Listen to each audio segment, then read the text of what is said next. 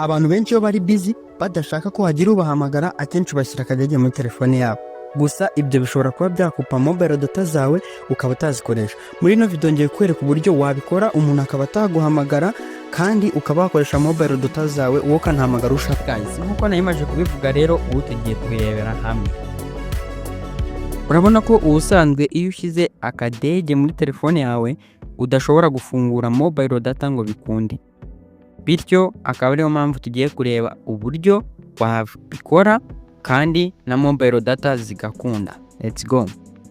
Icyo ukora uza hano muri phone yawe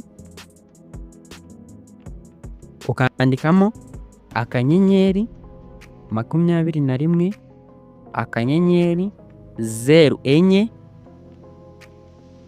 urwego, warangiza ukemeza.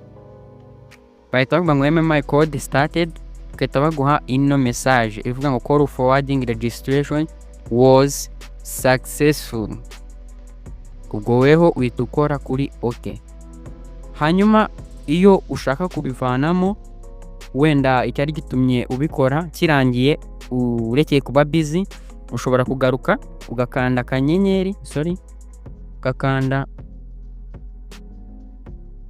ugakanda urwego 21 akanyenyeri 04 urwego ukemeza.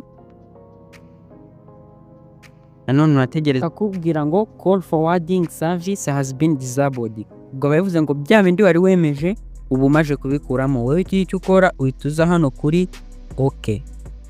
Guys, niba ino video igufashije kora subscribe, share and comment, ntuzacikwe na video y'ubutaha. Ciao ciao.